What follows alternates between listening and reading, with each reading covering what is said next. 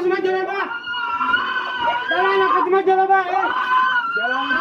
Jalan bina ilaati.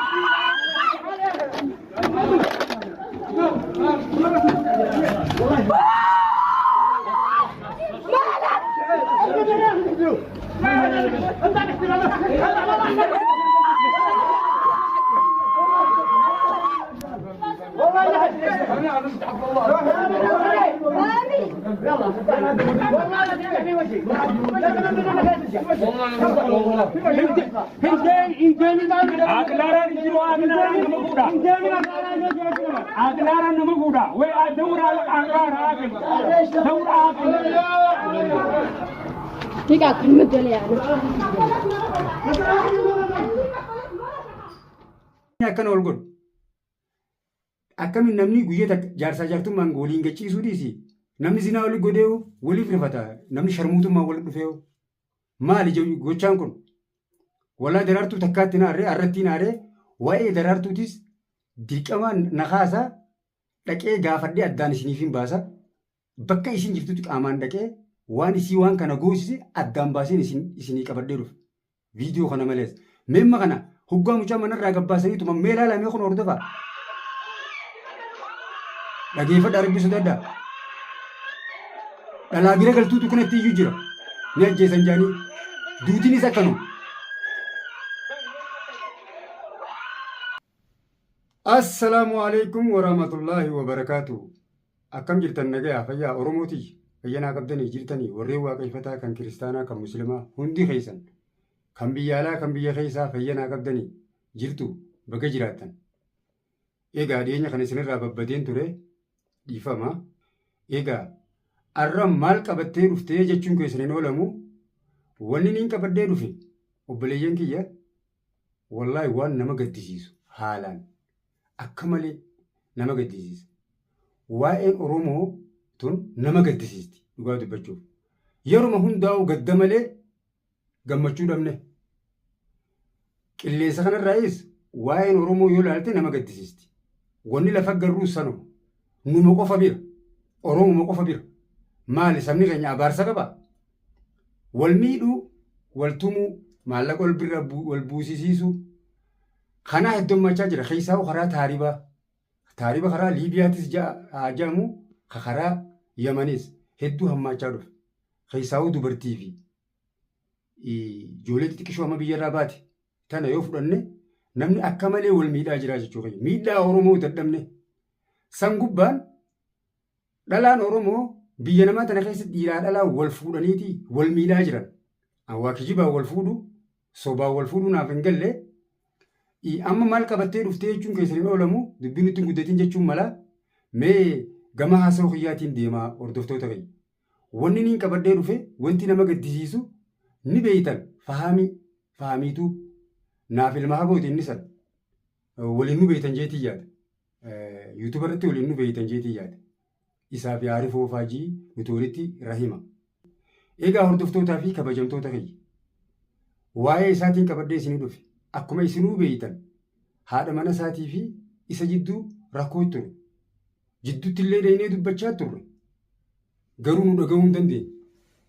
Silaa jaarsaa jaartiin ofiif wal fayyifachuu qaba. Namaaf jidduu naquu hin qaban. Manguddoon biyya namaa nama jidduu seennaan namni adda facaa'u. Bara akkasii yeroo kan yoo ni filaaltan. Ammoo haa ta'u arra wanti uumame maali yoo jettan wanni uumame isaa fi haadha mana isaa jidduu ilmoo irra darbitee akkuma gartan san mucaan kun kophatti ilmoo guddifataa ta'u. Ilmoo waa hundi ni beektan gaa ilmoon biyya namaa keessatti hanga nama rakkitu. Haffaazaatti kaayii, irraa dhiqii, san gubbaan dalagaa deemmata rakkoo adda addaa jira. Isa qofaa miti. Oromoon jaarsaa jaartiin hedduu wal cinqaa jira. Kaan gara dhiisee deema. Kaan ilmoo irraa baasa jee ajjeesa. Waa hedduu takkaa jira. Himamteen dhumtu waa'een Oromoodha. Wallaahi na dhibde. An dhugaa dubbachuuf waan lallaaftuun ol nan baaftu. Amma waraabuu osoo hin ka'iniin diqqamee viidiyoo kana waraabe jechuudha.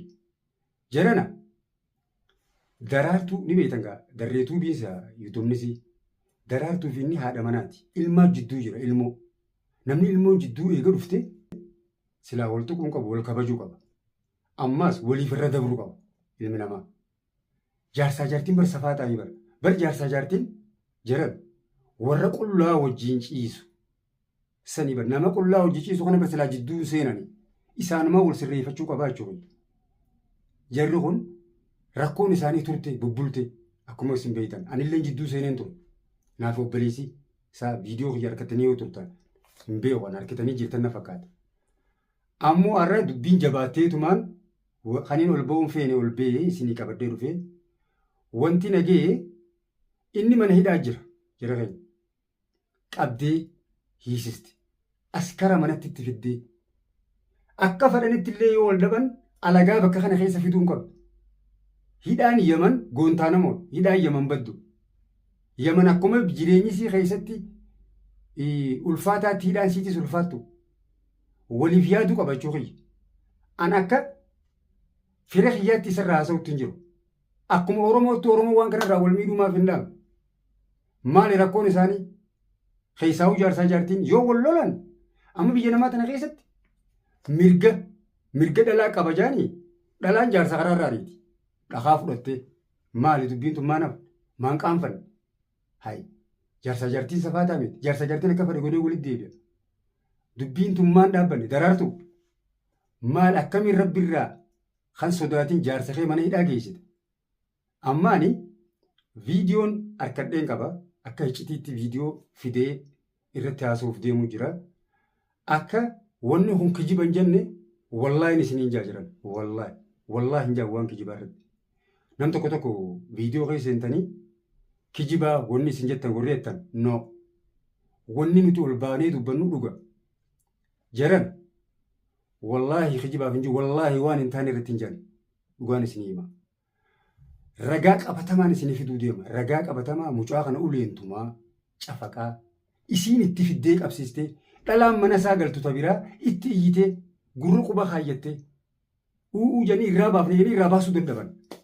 Lannoo askara Yaman gaddeemtee yoonii fi kuma takka lama waan barcaa kan ta'eefis nageetti nama ajjeesan jechuudha. Egaa hordoftootaa fi kabajamtoota kiyya waa hedduu takkaatu gurra seenaa jira. Amma mucaa kana mucaa isaa biraa qabdee qabsiistee tumaa hidhaan eeyite. San gubbaan ta'u waliin baay'inii jira. Ta'isa manatti namatti fiddee nama tumsiste. Qaaman beekaminiin jechuudha. Wal miidhaa jira namni. Mee amma akkanii kijibdanaan hin jenne jirana. Mee viidiyoo akka isa tumaa agartanii cafaqaa irraa baasuu dadhabanii iyyanii dhalaan bira galtu irraa baasuu dadhabanii mana hidhaatti hin kutan. Hedduu nama gaddisiisa. Suuqannaayitiin ol ba'e jechuudha. Waan akka maleeti. Akkan ol godhuun qabu namni biraatu jaarsaa jaartii dhiisii kan ol godhuu qaba. Daraartuun na aarsitee kunoo viidiyoon kana fakkaata.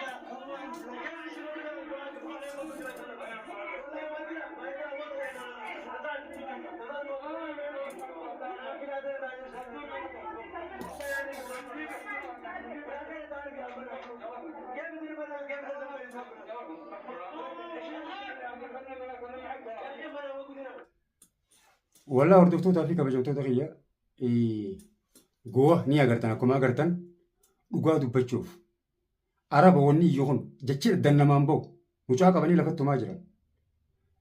Kana qofaa miti waan nama gaddisiisu as keessa jira. Ganaadha. Mee viidiyoo kana hedduu na gaddisiiseetiin suuqannaa ol ba'e.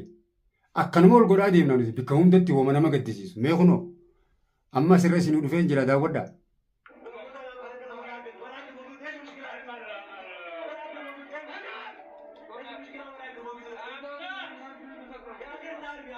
Akkana goluu sirriidhaame.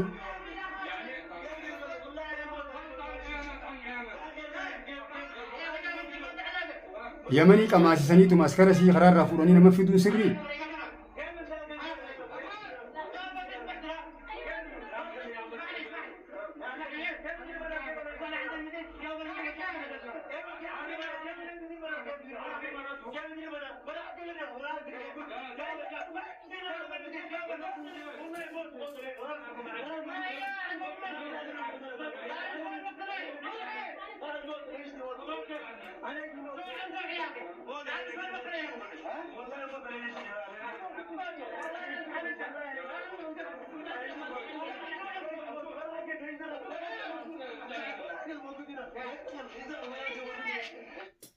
Dhalaan takkanatti gootee irraa dhoorkuudhaaf yaalii gootee tarkaanfattee hin fuudhan jettuun amma afaan arabaatu irra kutee ijoolleen tingata Oromoo dhagahamuu didde. Isaanii jidduu jira laal. Isaaniitu akkamitti harkaa baafnaaf walitti goo'uu jira, walitti iyyuu jiran akka malee hin fuutan nu biraa janiini ijoollee mana isaa keessa galtu biraa jira. Akkuma beektan gaa namni shuggaa tokko keessa aayilaa 3-4 galuu danda'a. Isaaniitu hin fuutan osoo nuti jirru jee itti iyyuudhaaf maal balleessiteettuun irra wal qabanii wal naanneessaa jiranii mee dhageeffadhaa kunoo.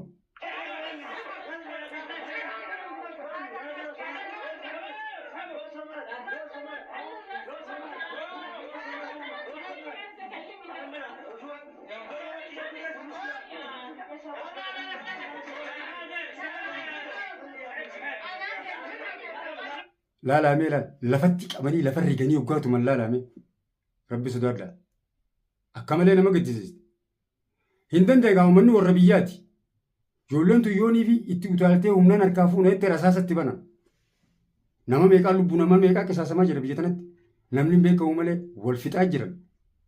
Mee akkuma itti isa fuudhanii gabbaasuuf deeman waliin aadaa wal nu daawwadha. Harkisu jiran lafarra.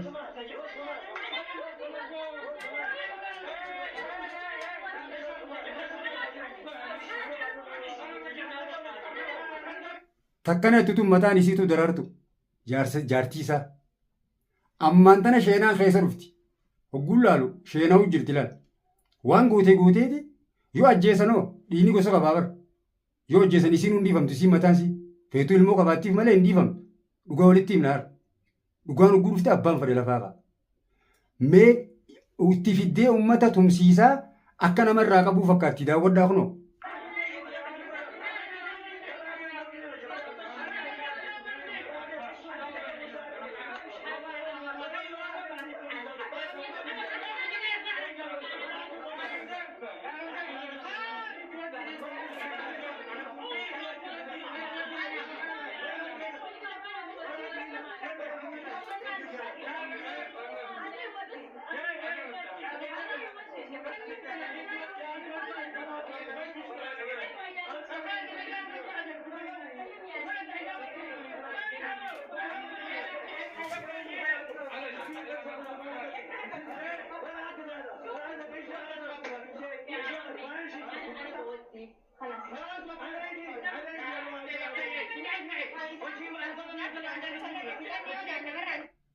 Viidiyoo wanni dukkanaa'uuf gaa akkuma agartan viidiyoon dhokatee waraaban.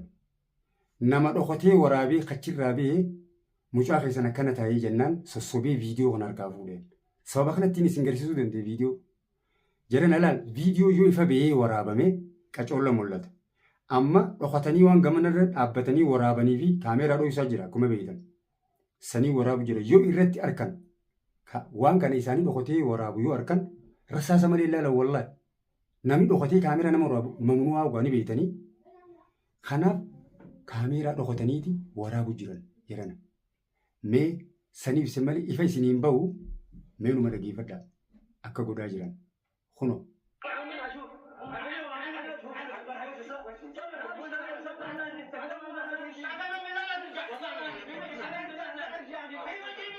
Saalaa mana isaa keessatti amma kun gabbaasuu dadhaban mucaayyoo lafaatti ka'ee bargaa rasaasaa jiraa malee ni facaasa isaanoo.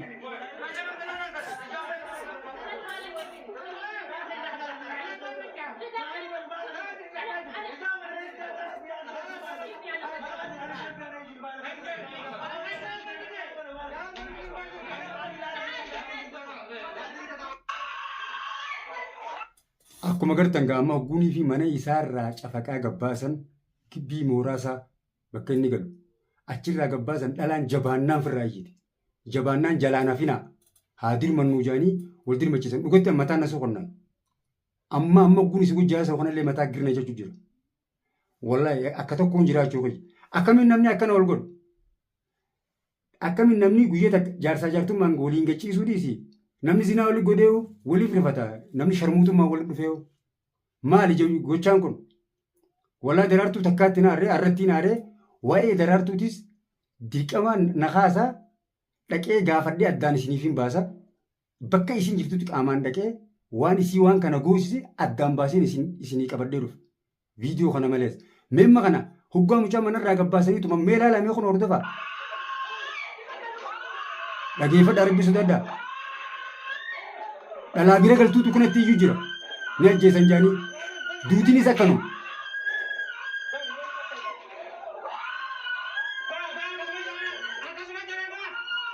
Kaameeraan dhokota waraabee malee dhoksanii waraabanii malee ifan baane laal beekadhaa.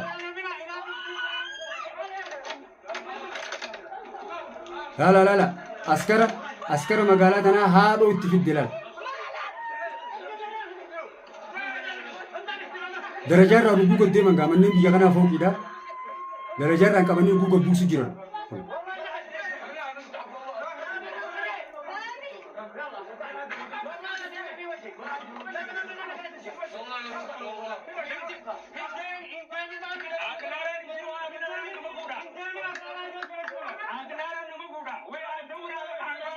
Haaqalaaraa jeniin haaqalaaraa gaa warreen beeyne ni jirtan warreen afaan arabaa hedduun nan jenne haaqalaaraa jechuun abbaa gandaa ka biyya teenyaa san aangoon bardunachirraa kaati abbaa gandaarraa kaati ni beeytaniimi. Haaqalaaraan biyya kanaa abbaan gandaa jechuun jaba. Inni dhufee haa fuudhuu jechuu jiran ijoolleen Oromoo tabiree jirtu. Haaqalaaraan abbaa gandaati dura achirraa haayyamanii fi akkana heera malee nama fuutanii waqtiin tun guyya laal akka halkan hin jenne guyya laal ifaa jiraanii agartanii. Daawwadhaame waliin haa tumurru.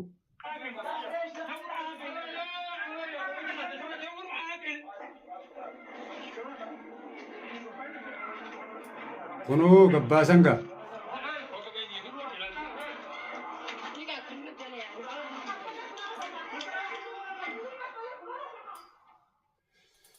Eegaa hordoftootaa fi kabajamtoota keenya akkana fakkaatti.